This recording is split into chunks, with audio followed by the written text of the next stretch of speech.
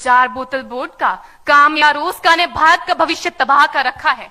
हम ना एक ऐसे समाज में जीते हैं जहां लड़कों से बात करता देख जो भाई हड़काते हैं, लड़कों से बात करता देख जो भाई हड़काते हैं, वही भाई अपनी गर्लफ्रेंड के किस्से घर में हंस हंस कर सुनाते हैं। और मैं बता दूं, महिला सुरक्षा के मामले में हम आज भी चौथे नंबर पर आते हैं।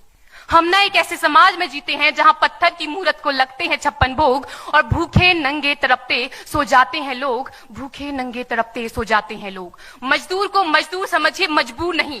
गरीब को काम दीजिए, दान नहीं। और अगर दान देने के इच्छुक हैं तो जीते जी रक्तदान दीजिए और मरने के बाद अंग दान देकर किसी मरते हुए को जीवन दान दीजिए। यही सच्ची देशभक्ति और यही सच्चा राष्ट्र प्रेम है।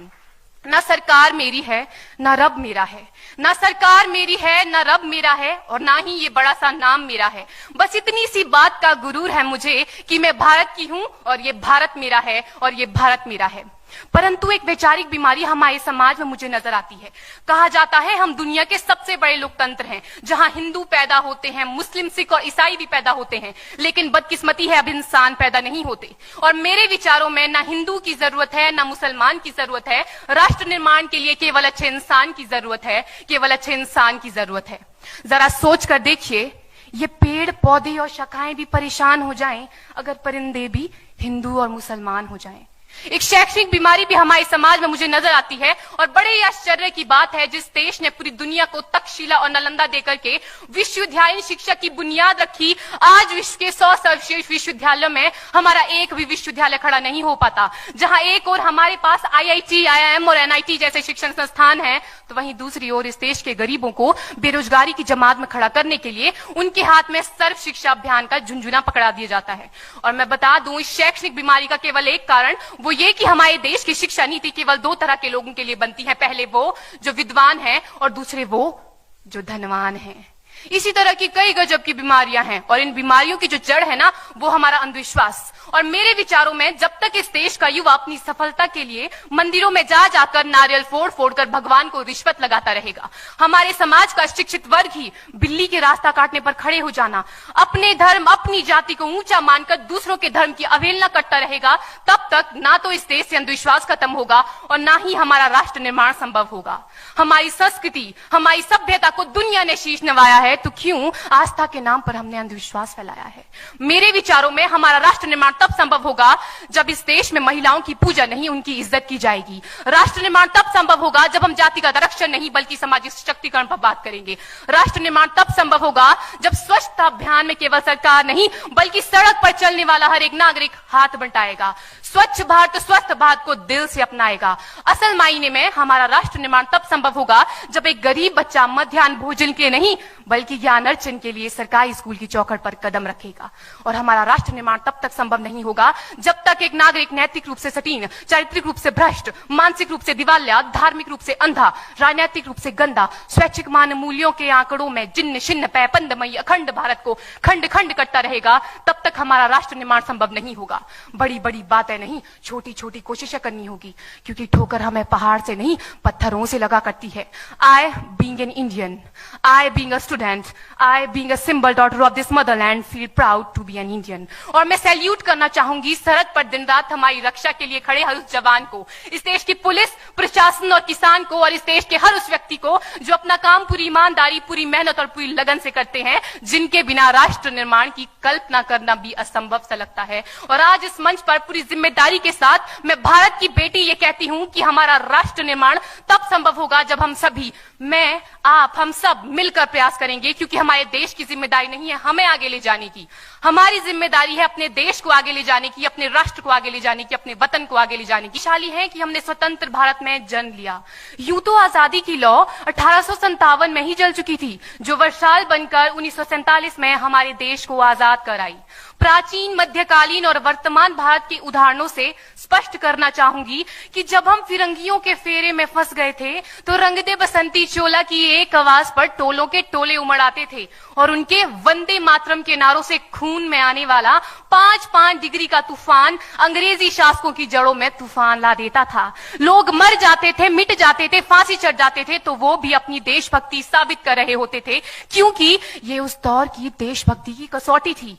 उसके उसके बाद 62, 65 और 71 के युद्धों में अपना सुहाग गवा देने वाली औरत, जब घर के हालात ये हो जाया करते थे कि प्यार भी भरपूर गया, मांग का सिंदूर गया, नन्हे नौनिहालों की लंगोटियां चली गई, छोटी छोटी बेटियों की चोटियां चली गई, बाप की कमाई गई, भाई की पढ़ाई गई, ऐसा एक विस्फोट हुआ पता ही चला नहीं, पूरे जिस्म की ही कई बोटियां चली गई। और आपके लिए तो एक आदमी मरा है साहब, किंतु मेरे घर की तो बावजूद भी एक माँ अपने बेटे को सरहद पर दुश्मनों की धज्जियां उड़ाने के लिए भेज देती थी और उसे पत्र लिखाकर ये भेजा करती थी कि अम्मा ने खत लिखा है बड़े ही चाव से, पुत्र मेरे ना घबरा जाना, 1 इंच भी पीछे ना हटना, चाहे इंच इंच कट जाना, चाहे इंच इंच कट जाना। इस तरह पूरा परिवार अपनी देशभक्ति साबित कर रहा होता था।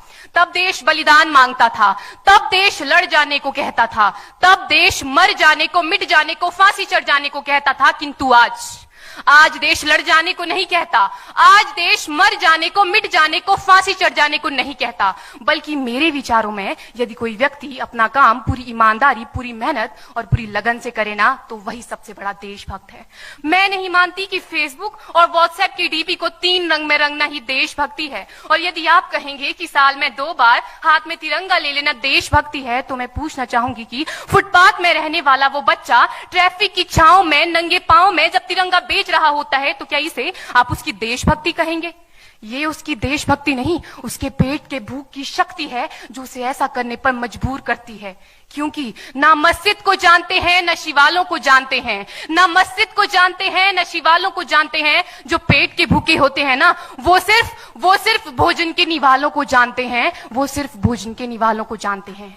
अपने परिवार, अपने समाज, अपने देश के लिए समर्पण का भाव है देशभक्ति। और हर देशद्रोही के जीवन में आने वाला तूफान है हमारी सच्ची देशभक्ति, ताकि हर देशद्रोही ये समझ सके कि अगर तू परिंदा है तो ये आसमान तेरा है, अगर तू दरिंदा है तो ये शमशान तेरा है, भाईचारे से रहना है तो रह इस जमीन पर, वरना ये कब्र भी तेरी है और यही कब्रिस्तान तेरा है और यही कब्रिस्तान तेरा है। लेकिन एक देशद्रोही से ज्यादा देशभक्ति तब आहत होती है जब एक बेटा अपने बूढ़े माँ बाप को वृद्धाश्रम की चौखट पर छोड़ आता है। करा उठती है वो देशभक्ति जब मुसीबत में फंसे लोगों की जान बचाने से ज्यादा हम सेल्फी लेकर अपने लाइक बढ़ाने में लगे रहते हैं। आज के इस दौर में वो युवा जिनके ऊपर जिम्मेदारी थी अपने देश, अपने समाज, अपने राष्ट्र की आशाओं को बांधे रखने, क्या हिंदुस्तान महान था, महान है, महान रहेगा। मेरा हिंदुस्तान महान था, महान है, महान रहेगा। होगा हौसला सबके दिलों में बुलंद तो एक दिन पाकिस्तान भी जय हिंद कहेगा। पाकिस्तान ही क्यों, सारा जहान जय हिंद कहेगा। क्योंकि सारे जहां से अच्छा हिंदुस्तान हमारा, सारे जहां से अच्छा हिंदुस्तान हमारा। हम बुलबुलें हैं इसकी, ये गुलिस्तान हमारा, ये गुलिस्तान हमारा। जय हिंद, वंदे मातरम। हमरे यहाँ वीकेंड फ्राइडे, सैटरडे और संडे नहीं होता है। हमरे यहाँ वीकेंड फ्राइडे, सैटरडे और संडे नहीं होता। हमरे लिए हफ्ता शुक्र, शनिचर और इतवार होता है। हमरे लिए हफ्ता शुक्र, शनिचर और इतवार होता है। और ये बर्गर, कोक, फ्राइज डाइट ये सब इन शहर वालों के लिए नखरे हैं। हमरे लिए खाना लिट्टी चोखा और अचार होता है। हमरे लिए खाना लिट्टी चोखा और अचार होता है। और ये शहर वाले प्यार करके टूट जाते हैं। ये शहर वाले प्यार करके टूट जाते हैं। और जब हमारा दिल टूटता है ना, तो सीधे सर पे यूपीएससी सवार होता है। तो सीधे सर पे यूपीएससी सवार होता है। आना मेरे गांव में, दिखाएंगे तुमको कैसे सूरज को भी जमीन से प्यार होता है। और इतनी खूबियां है मेरे गांव की, तब जाके बिहार बिहार होता है। Thank you.